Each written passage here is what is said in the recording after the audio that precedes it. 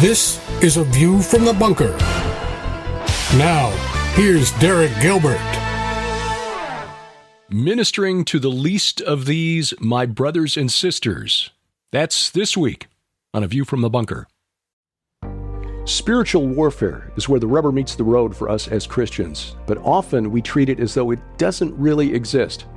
Well, during the month of November, we're tackling this subject head on as we celebrate the release of Sharon's new novel, The Poisoned Pawn, Book 8 in the Red Wing Saga, a series that teaches spiritual warfare through compelling stories featuring characters that you come to know and love. As part of this special package, we're offering the important new book by our friend Vicki Joy Anderson, They Only Come Out at Night, where she looks at the phenomenon of night terrors or sleep paralysis, examines what the medical community says about it, and then digs into the spiritual forces behind it. And the good news, that there is a way to make it stop. We're also offering our 2-disc DVD set, Unmasking the Ancient Gods, a series of presentations on spiritual warfare, everything from the UFO phenomenon to Jack the Ripper and spiritual warfare in the 19th century, which is really where the storyline of the Red Wing Saga begins. Bought separately, this package is worth $65, but it's yours for just $35 plus shipping and handling during the month of November only. Our spiritual warfare special offer, available only at our online store, gilberthouse.org/store. And as always, we thank you for your prayers and your support. Ministering to the downtrodden.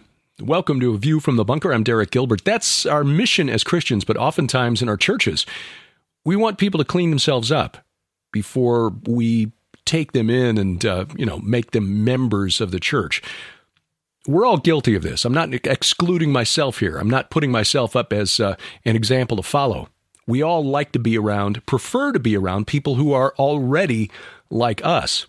But if we follow that through in our Christian walk, then we never reach outside the people who are already in the choir. Well, that's the mission of our guests who are joining us this week.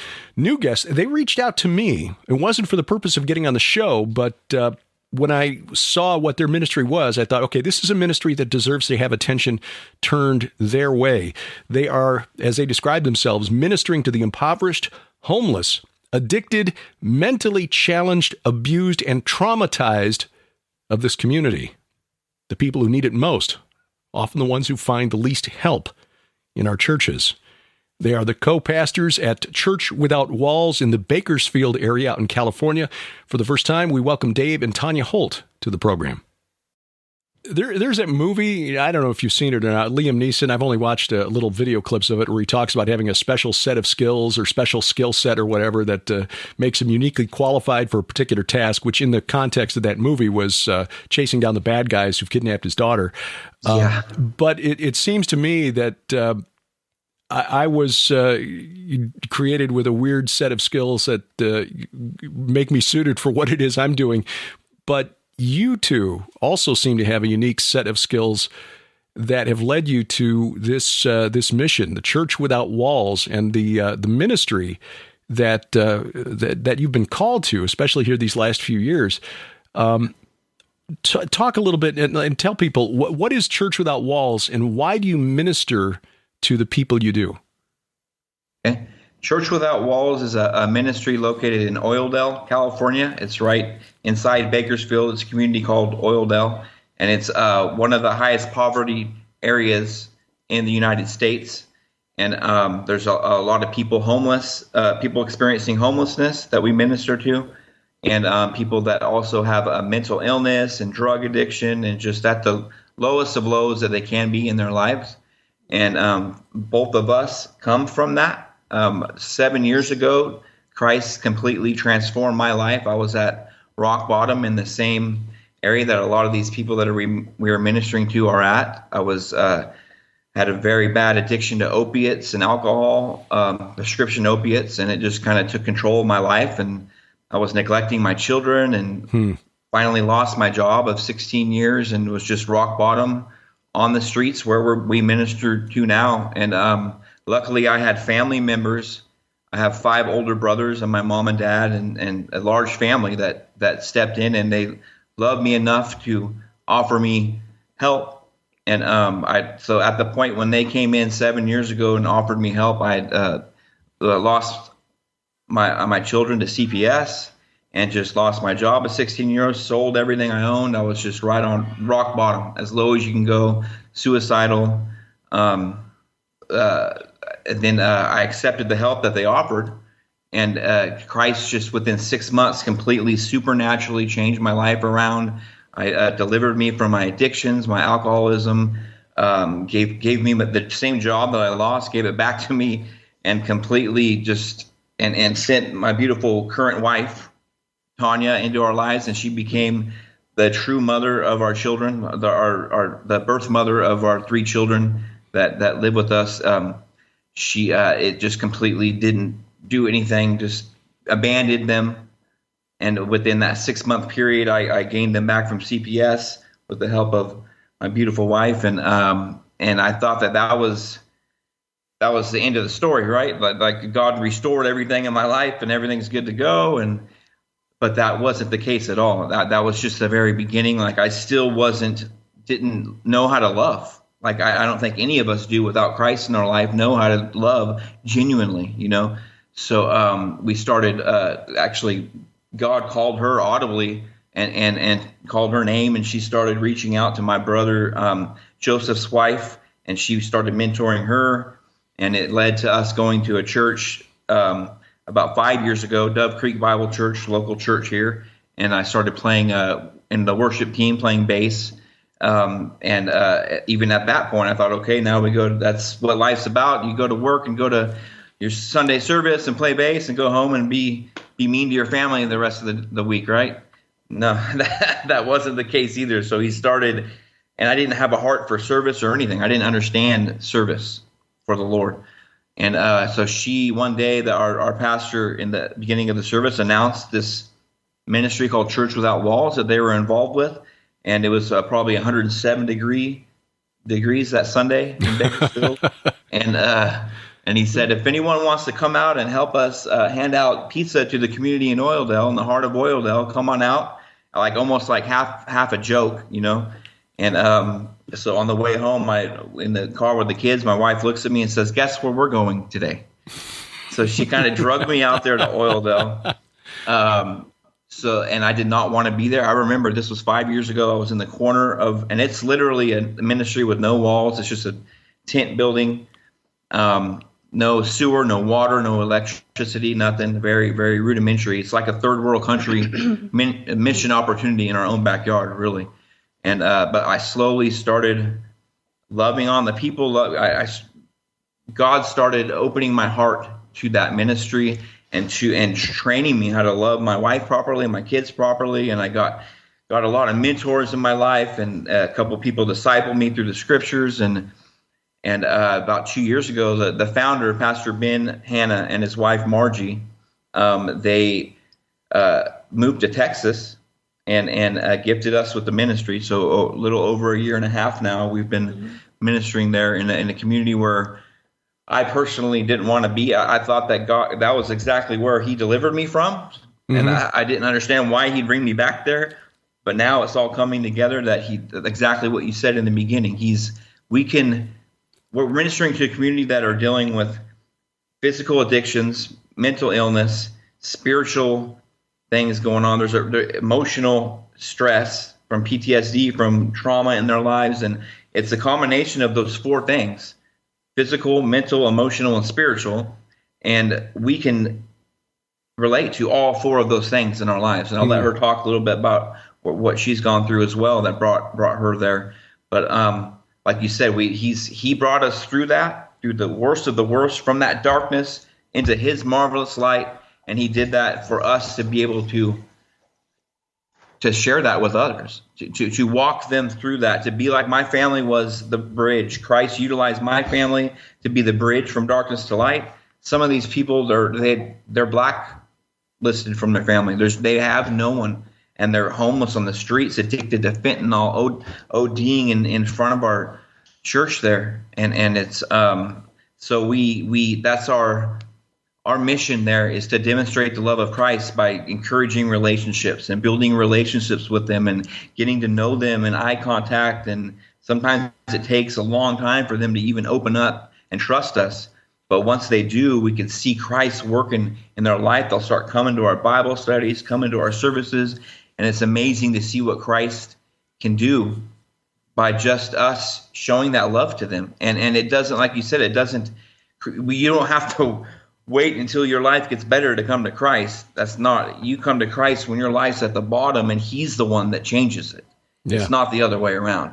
And he did that in our lives. Well, Tanya, that was one of the things I noticed at your website, and people watching, if you're watching this at YouTube or listening wherever, just check the show notes, because I've got a link to the church website here. I noticed that you've gone through some training from millionkids.org, and we had the opportunity about 7 years ago to meet Opal Singleton-Hendershot, and was just really impressed with her ministry and what she was training us. Sharon and I, we met on the internet back when only 20% of America was on the internet. So we're early adopters for technology, and she was sharing with us apps that kids are using to be groomed by predators that we'd never heard of. So we were really startled by that. But I saw that on your website as part of your training. What is it then?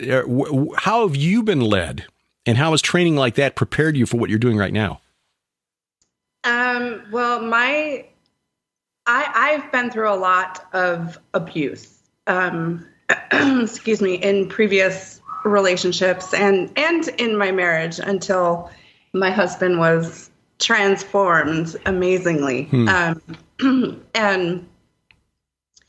a lot of, just about every single, well, yes, all of the abuse came from, I noticed there was a root cause, which was pornography, another person's pornography use. And so I went through a few years of recovering and understanding my own trauma and PTSD, complex PTSD.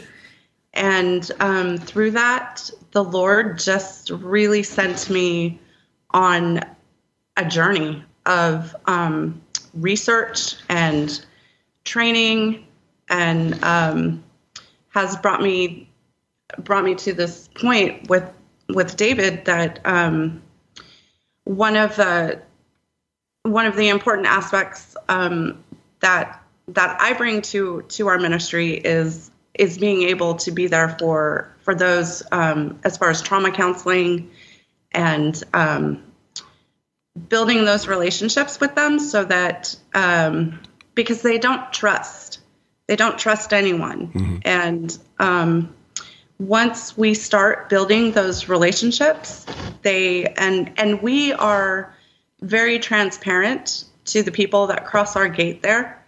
That's one thing that is really important for us to be, is extremely transparent to them, so that they can start building that trust and know that they can come to each one of us with some sort of understanding. And so on my journey of research and training,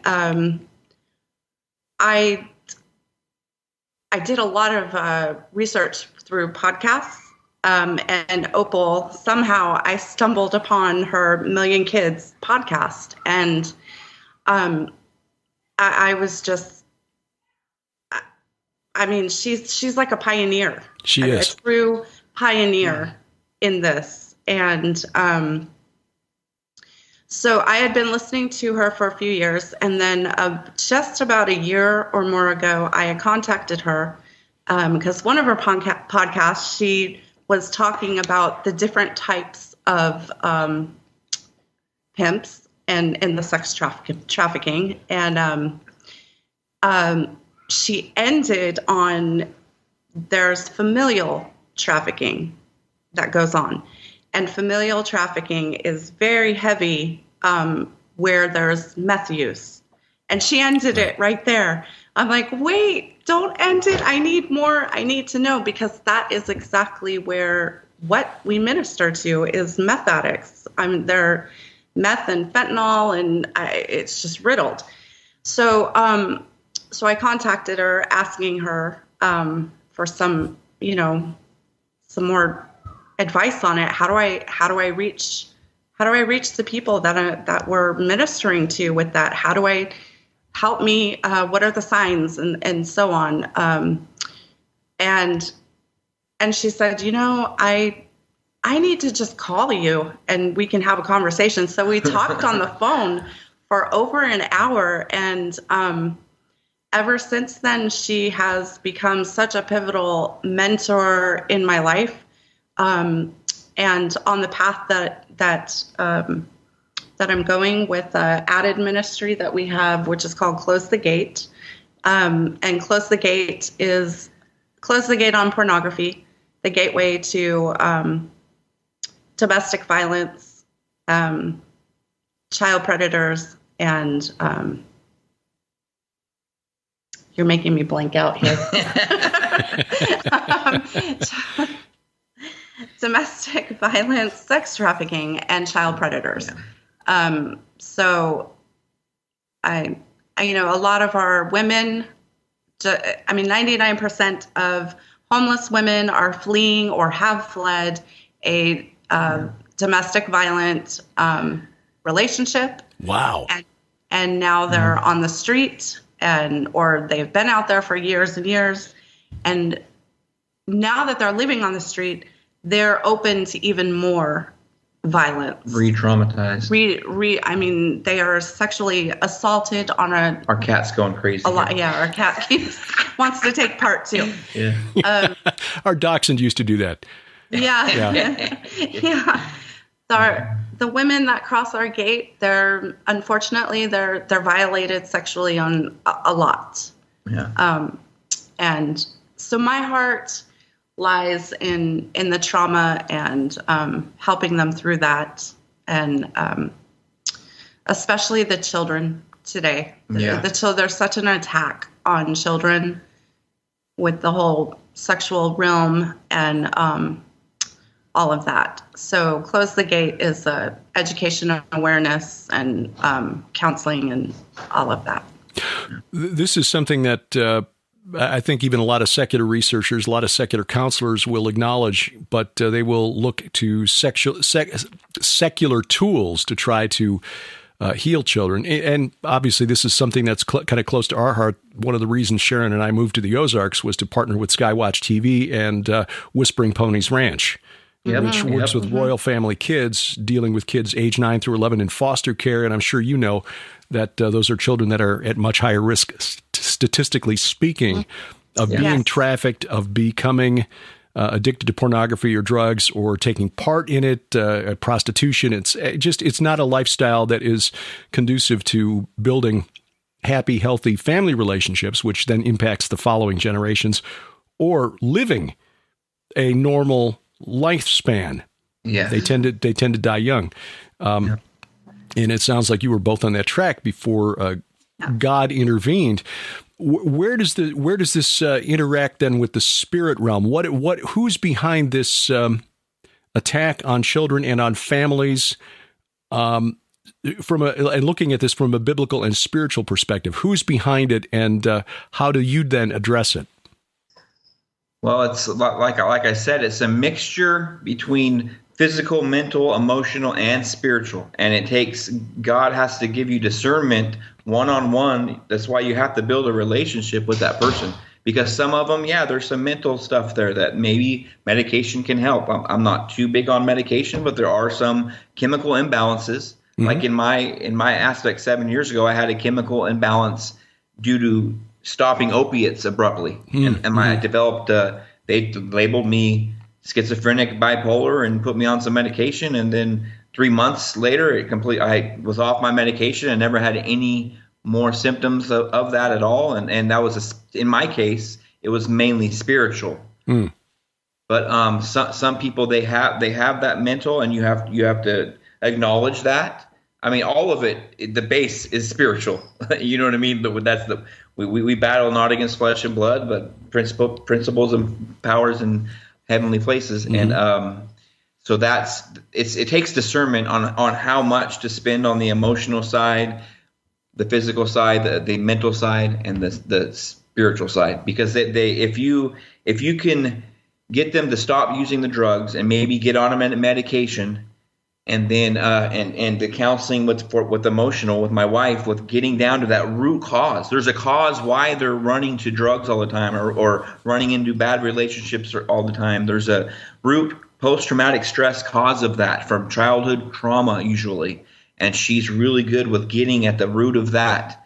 And then I more lean towards the spiritual side, because that's what happened with me. I mean, it was literally, I went through a time 7 years ago where it was, when I look back on it, it was that sevenfold principle where I was choosing Christ, and Satan and his minions did not like that, and they were coming at me sevenfold. And I had experiences with what I thought were gray aliens and stuff, but now looking back on it, it was completely spiritual.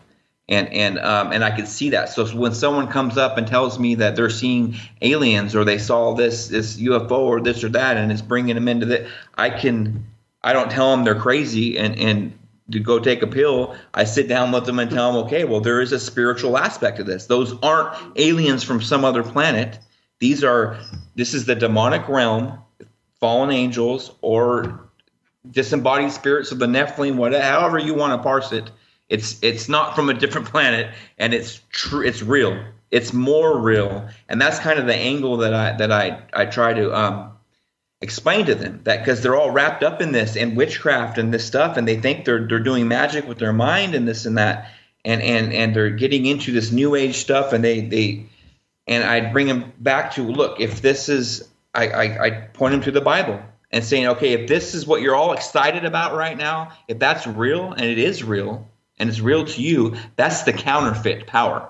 Okay, that's the dark power. If that's real, then the real power of the Holy Spirit and all this stuff it says about Jesus Christ and all this is real, and he could change you and your circumstances exactly like he changed my life. And I try to get them excited about that. And usually they ask more questions and come back, and then we can get to the bottom of it. With teaming with my wife and other people in our ministry, we can minister to all those aspects.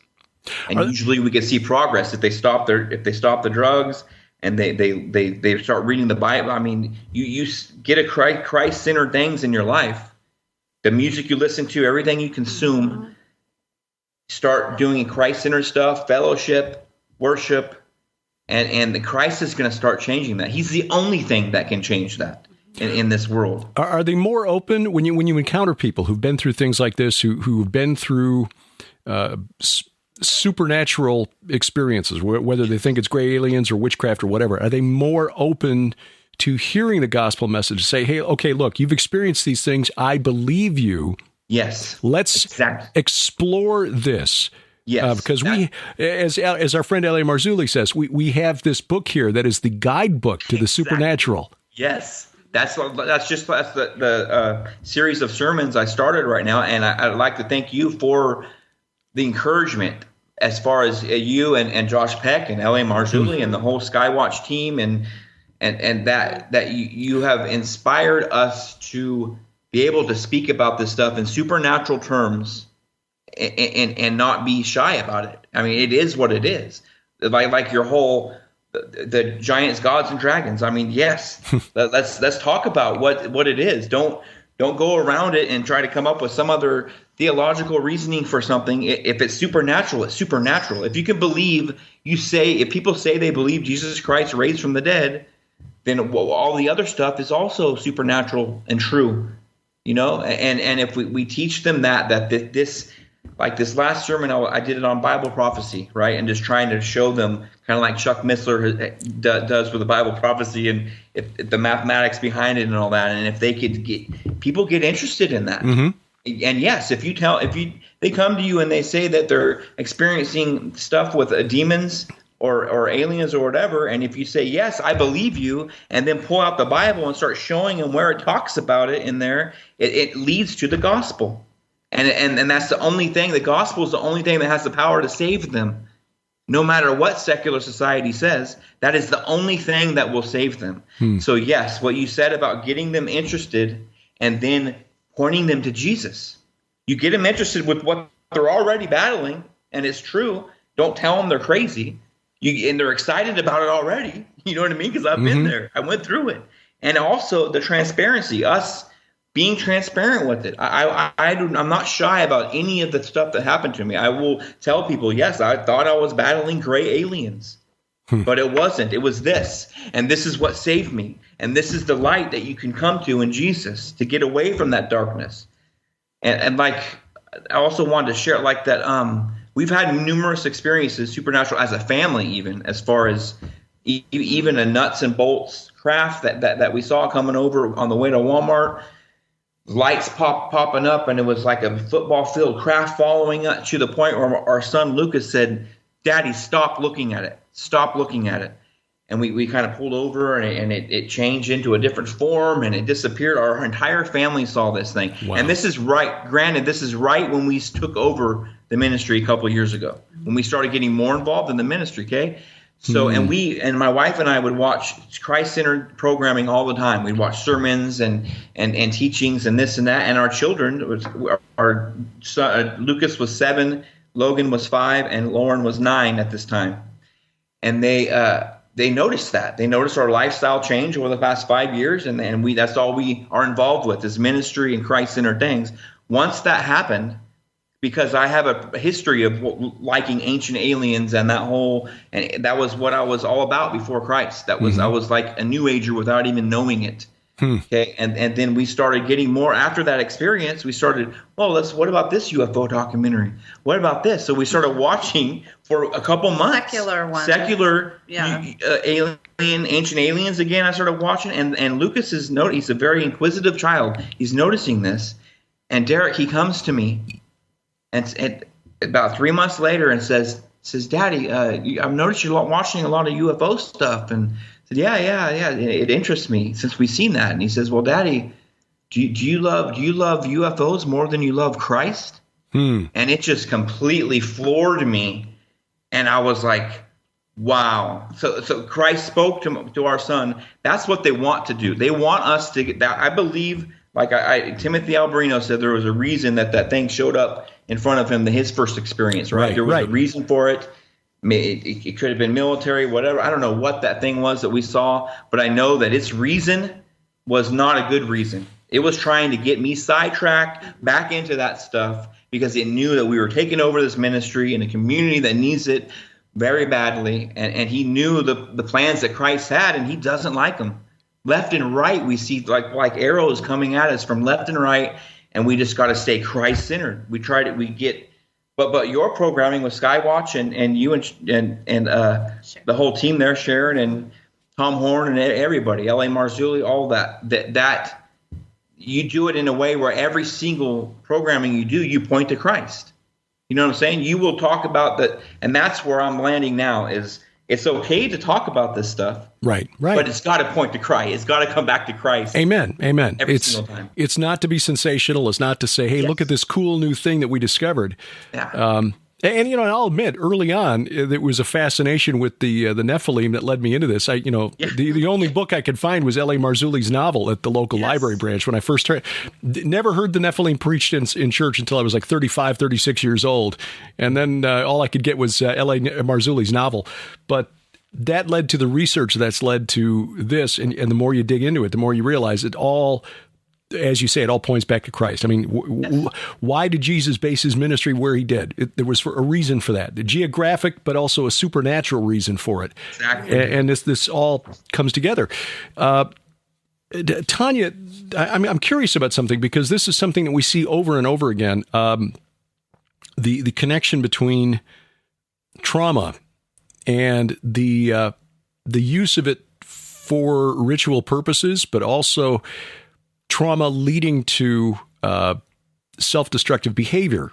And what is the relationship? What's the link between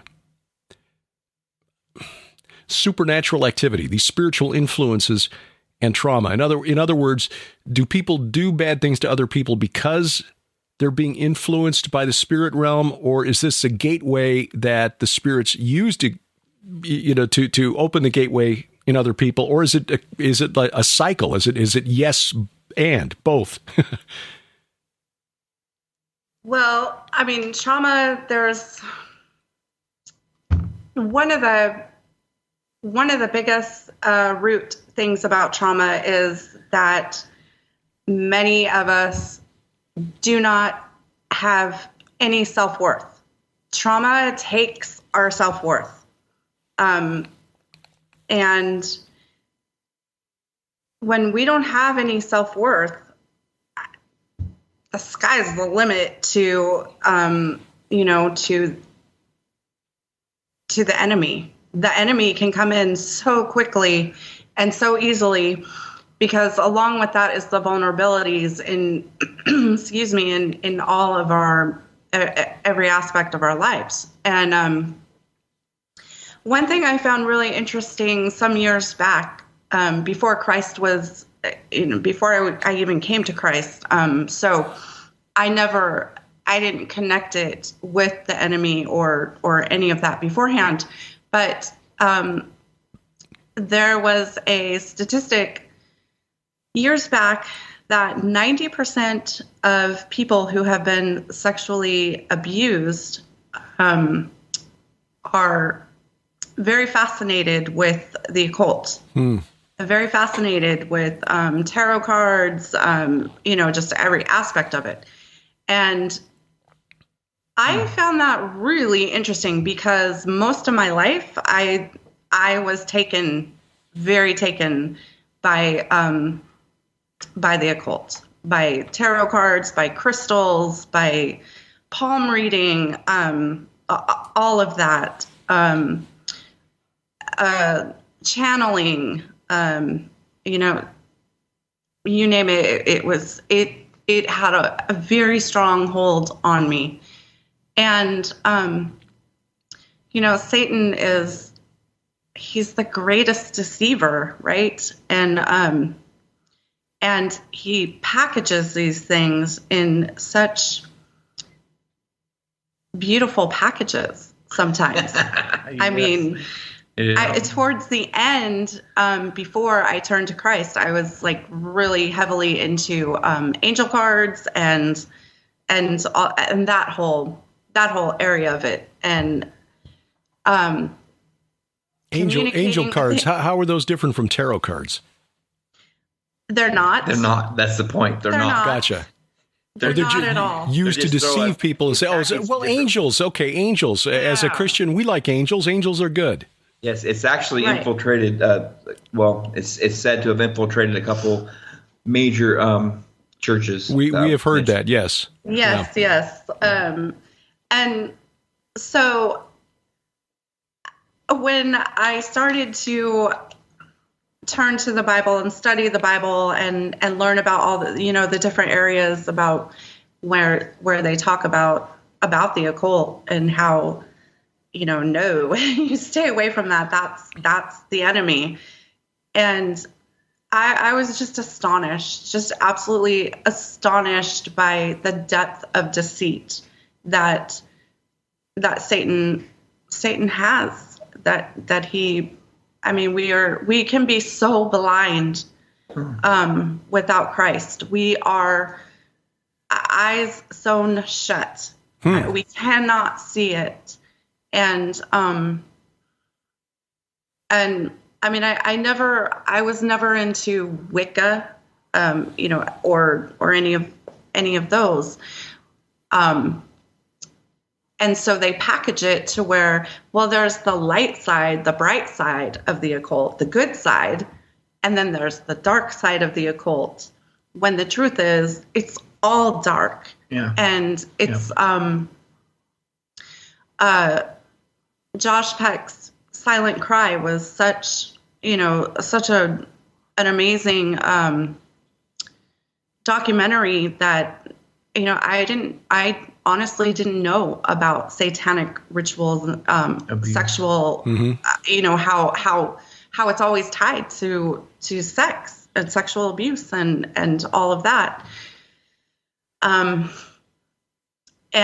the closer I'm with Christ and the more I journey, he leads me into the ministries that we're involved in. It's all wrapped up in Satan. All of it is. sexual abuse, trafficking, all of that is, it's all Satan. And so if I'm hearing you correctly, the bottom line is that this type of abuse of another person, especially a child, who doesn't have the emotional maturity and intellectual maturity to understand when somebody does a bad thing to you, that it's not your fault, especially if it's somebody who is a position of responsibility, a parent or a guardian who should be protecting them. This damages that child, destroys that sense of self-worth, which opens then the doorway to these deceptions. Hey, this can give you power. Exactly. This can make you powerful or beautiful or desirable or what have you, while at the same time the person who's perpetrating the abuse is fulfilling some dark spiritual need that has been implanted in him by a principality, power, demon, whatever you want to call it, serving a dual purpose then. Something else that I just discovered recently, I'm doing a lot of research on fentanyl and the drug cartels, because I'm going to be doing a speech on that next month. And on Million Kids, right? Or from Million Kids. Yeah, from Opal on her children's fund. Well, it's not hers, but yes, I will be partnering with Opal, and she led me to these presentations on Children's Fund Network. So next month I'll be doing one on fentanyl. And one thing that I just recently learned about was that the drug cartels, many of them practice Santeria. It's very heavy in that area, or in that those organizations. And so there again, you have the sex trafficking that are all, ran by cartels. And there it is, Santeria. It's the dark side. I mean, being ruled by and worshiping the dark side. And in fact, I did an interview with a gentleman who's an expert on this named Tony Cale about 4 years ago, who's written a book on what he calls the narco cults of Mexico. So, it's not just Santeria, but it's Santa Muerte and a number of other what experts would call folk deities or whatever, folk religions. But and now Disney makes movies about them and indoctrinates our children with it. It is really a lot darker than what Disney makes out. Oh yeah, exactly. Right. Yes. Yeah, it is. This is. Well, again, this is where the rubber meets the spiritual rubber meets the road, where you get the kind of gateways that have been opened through abuse or through drugs. How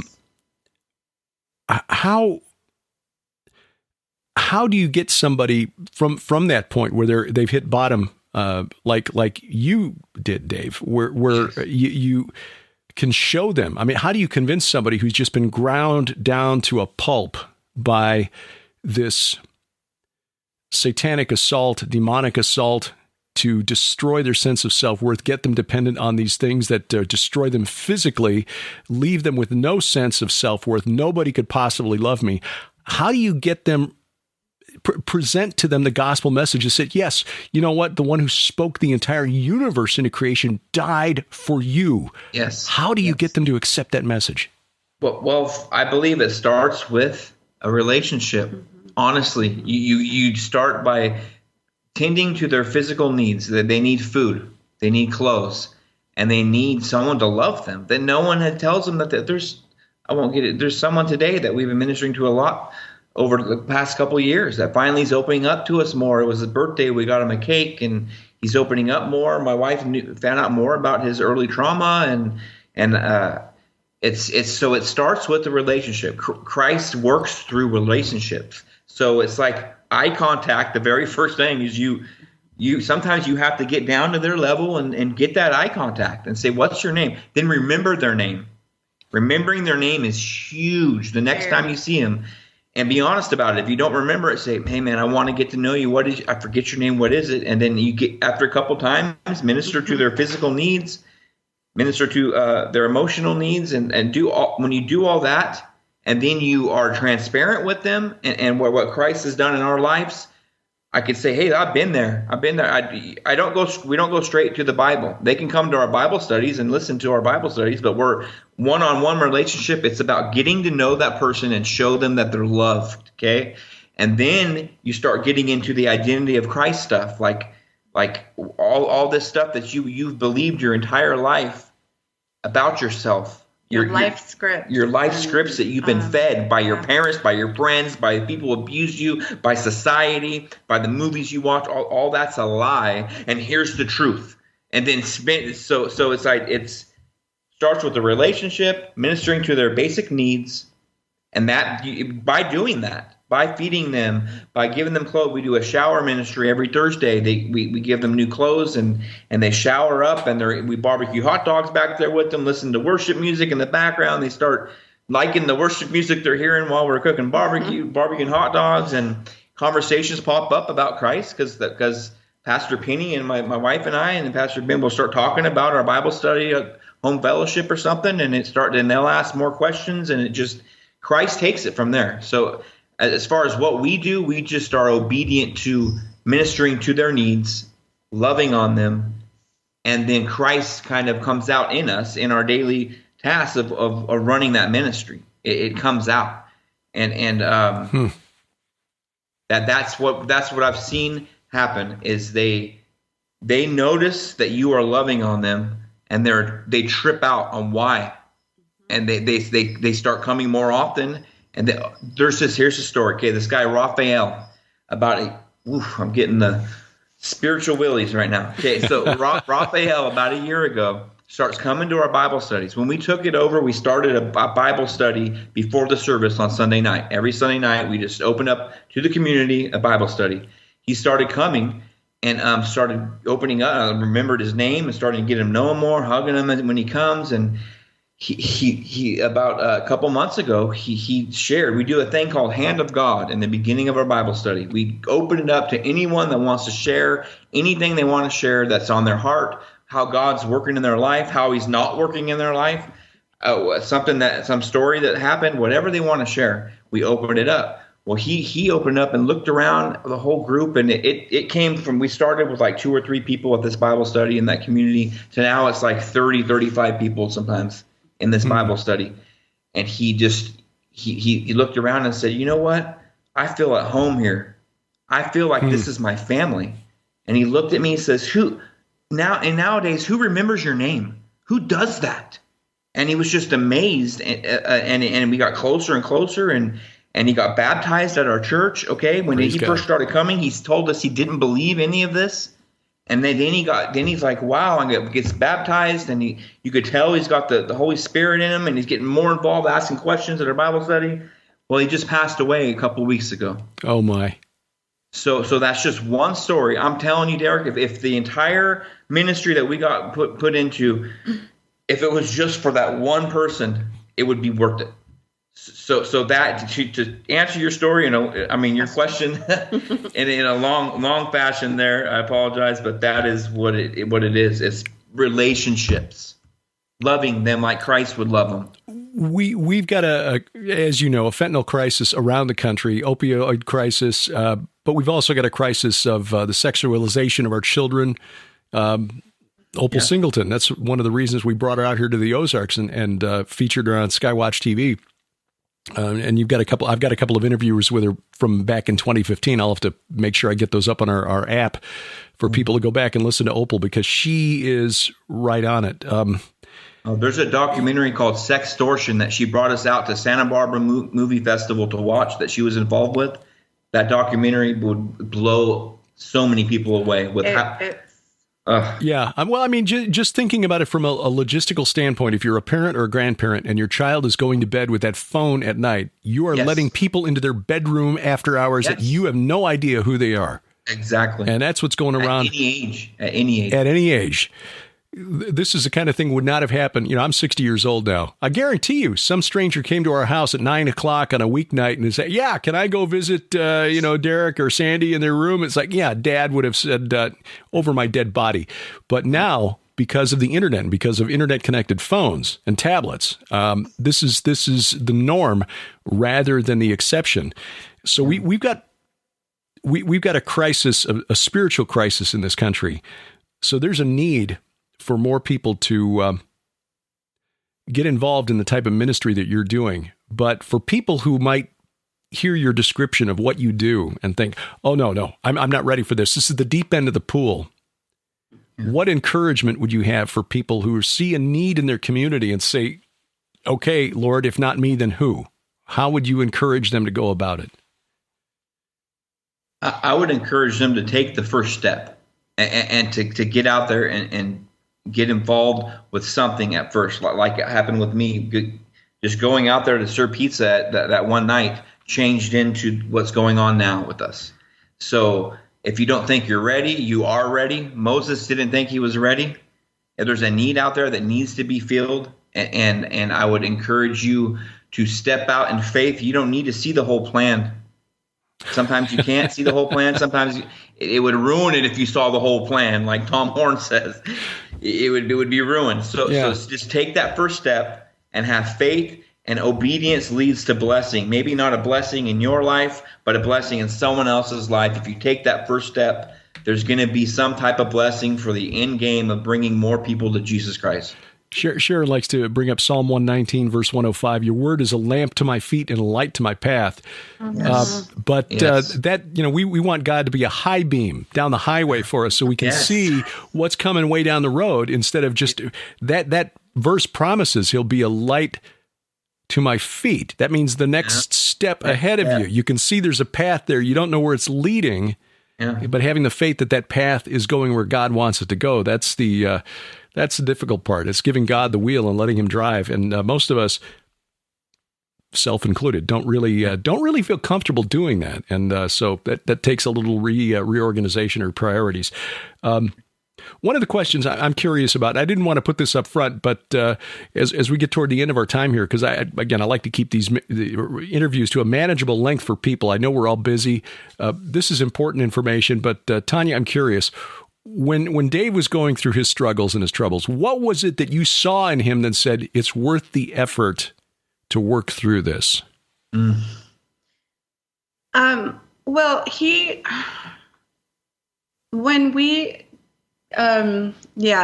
so 100% transparency, baby. Yeah, here we go. All right. So it was 2 years worth of abuse.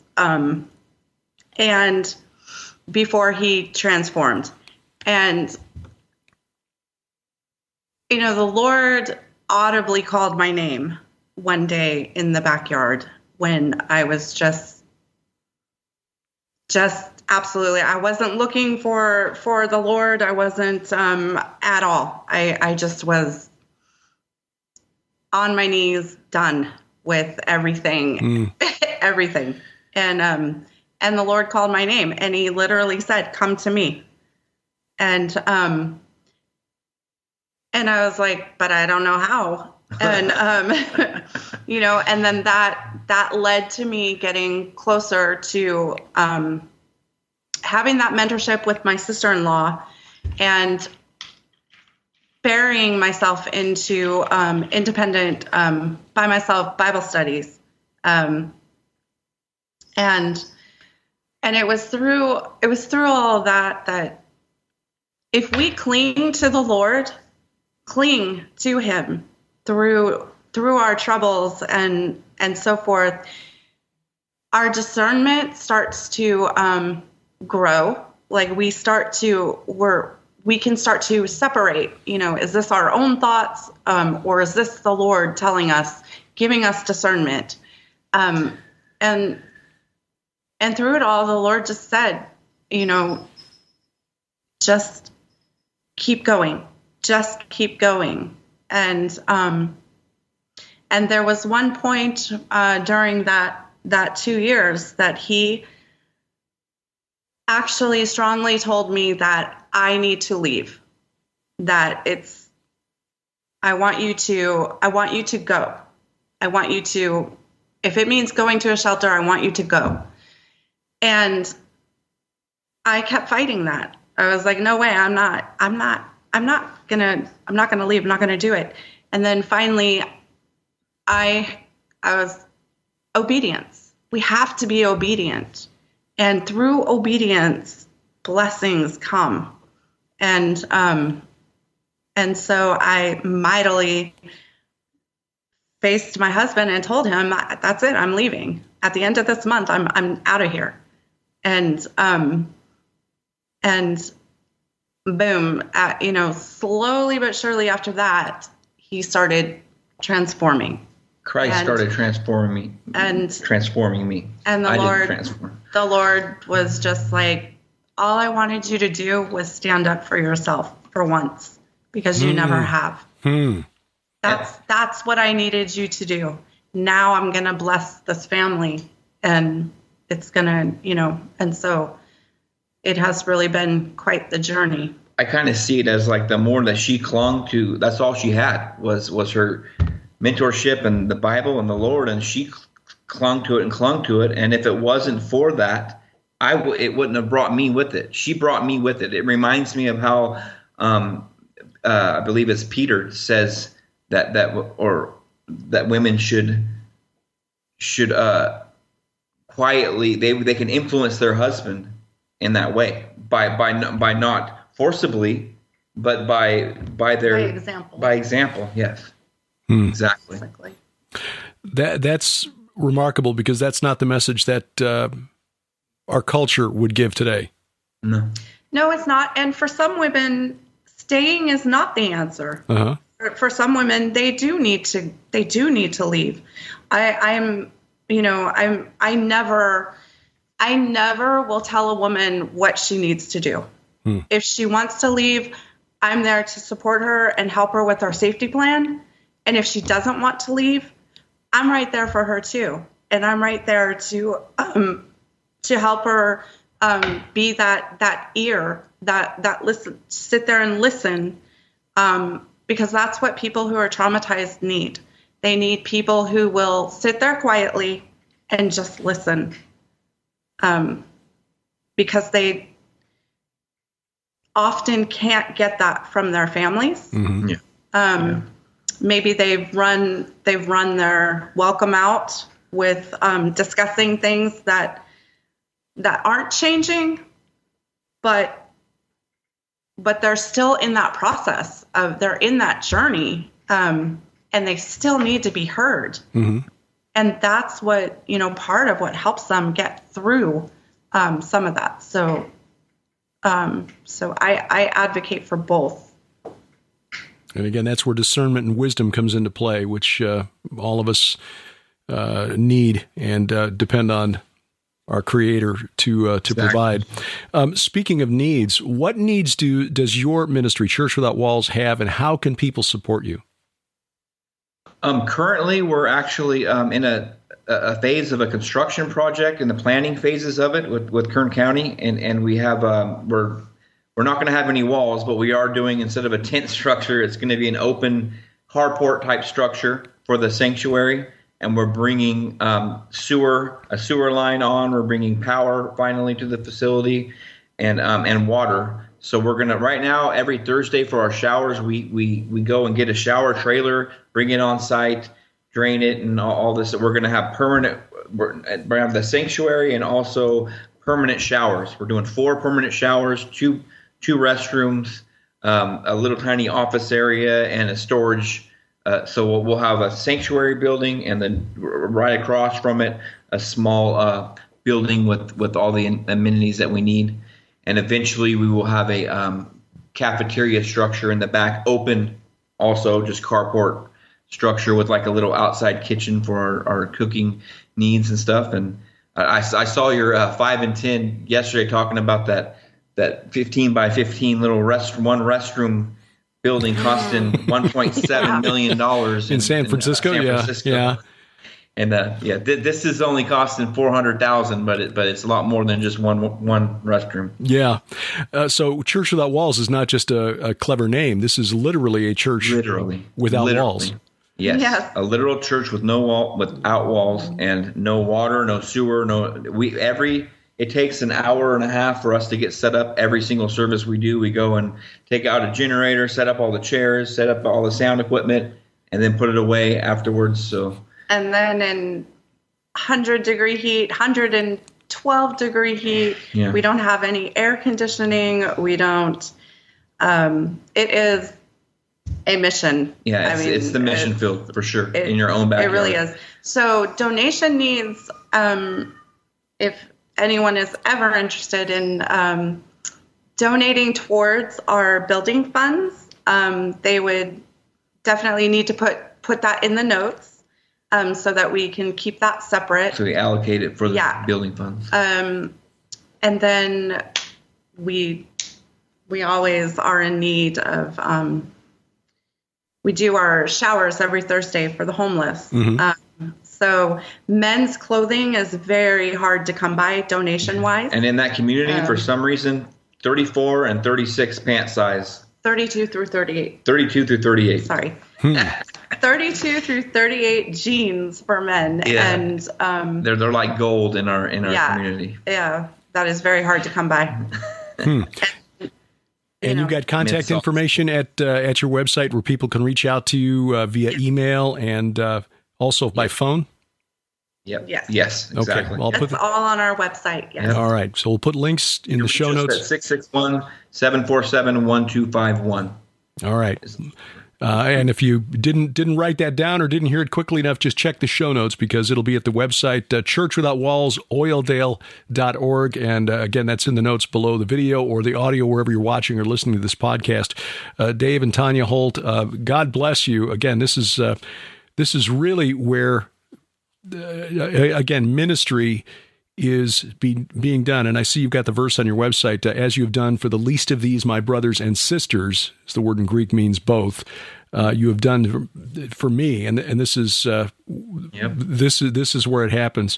So if you're in California and you can lend a hand in the Bakersfield area, Church Without Walls, Dave and Tanya Holt, they can certainly use your help. If you're in need of help, they've got a wonderful list of resources at the website as well, a variety of things, education, but also legal counseling and so forth. And so check out that website, and we will continue to stay in touch with you two. Glad you reached out, and I pray that we can direct some attention and some resources your way. Right on. Thank you so much. It was an honor speaking with you. It was wonderful to meet you and to speak with you. Yeah. I'll put a link to their church website in the show notes at vftb.net, or if you're watching this at YouTube, youtube.com/Gilbert House. You'll find that again in the notes below. And we thank you for giving us some of your time and attention this week. If you could take a moment, if you're watching on YouTube, to hit the subscribe button, hit the button for notifications so that every time we post something new here, you get the alert. But as a backup, I ask you to take a moment to go to our website, gilberthouse.org or vftb.net, and hit the link in the menu bar that says Get Our Free App. Why? Because you never know when the powers that be might take offense to something that we've said, and not even something new, because they hit us with a strike just a few weeks ago for something that I said 18 months ago. January of 2021. You might remember there was a little, political unrest going on here in the United States at that time. Anyway, 18 months later, they took offense to something and hit us with a strike for it. So you never know. And if you get our free app, you get all of our video content, this weekly podcast, plus Sci Friday, Unraveling Revelation, and the audio program, our weekly Bible study, the Gilbert House Fellowship. Now, you could subscribe to all of our podcasts separately because we've got outlets out there. We're trying to propagate through the internet as often as we can, as much as we can. But if you can get it all in one place, right to your smartphone or tablet, that's the way to do it, because the company that hosts all of the content on our app is a Christian company that will not censor us. And so you bypass the gatekeepers of big tech. Again, it is free, available for iOS, Android, Amazon Kindle Fire phones and tablets, also available for Roku and Apple TV. so you can put it up on the big screen. The mobile app has the advantage of an audio Bible, schedule of our upcoming Bible studies, and a calendar of our upcoming events. Those things not on Roku or Apple TV. But either way, it is free, produced, hosted, maintained by a Christian company. We are happy to give them the business. And again, it's a way to bypass the potential gatekeepers of big tech. So we encourage you to take advantage of that. Again, gilberthouse.org/app or VFTB. Look for the link in the menu bar that says get our free app. A couple of things to tell you about on our calendar coming up. The Skywatch TV virtual conference Exposing the Darkness continues. My presentation is on the Valley of the Shadow of Death and how it's actually a literal place. And Jesus kind of hinted at its location by where he chose to base his ministry. That's just one of 24 presentations. Tom Horn, Joel Richardson, Pastor Carl Gallups, Rabbi Zeph Porrett, Pastor Casper McLeod, Kenny C., many others. The complete list, Mondo de la Vega, Zach Drew, a lot of good friends on that list. You just check out the website, defenderconference.com. It's already out there and on the web as you're watching this, but it is available through February 4th. So you still got about 3 months to take advantage of all of these presentations, plus all 6 of Skywatch Films' feature-length documentaries, including the most recent, Ragnarok, Humanity's Last Stand. That's the one that's based on Tom Horn's best-selling book, The Wormwood Prophecy. Josh Peck did a wonderful job producing it. He did an excellent job with the content itself, and he surprised me because a year earlier I'd sat down with him for another project, and apparently found some stuff that I said that he wanted to include in this. I didn't even know I was in it until the film was out. So it was an honor to be a part of it. I get a little emotional, as I tend to do when I talk about the Bible and the Word of God. So you get to see me get a little weepy toward the end of the film.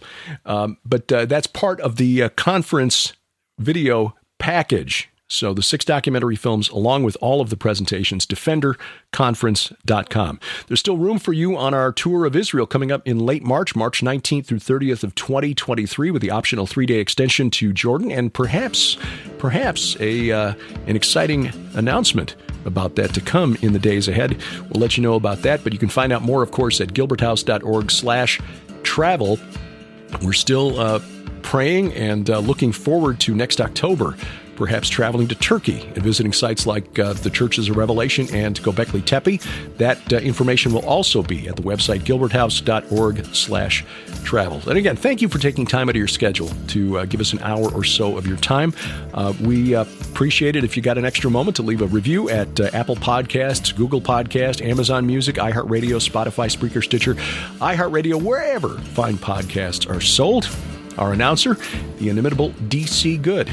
And A View from the Bunker is a production of Gilbert House Ministries, released under Creative Commons Attribution, non-commercial, no derivatives, 4.0 international license. Remember, we wrestle not against flesh and blood. I'm Derek Gilbert, and this is A View from the Bunker.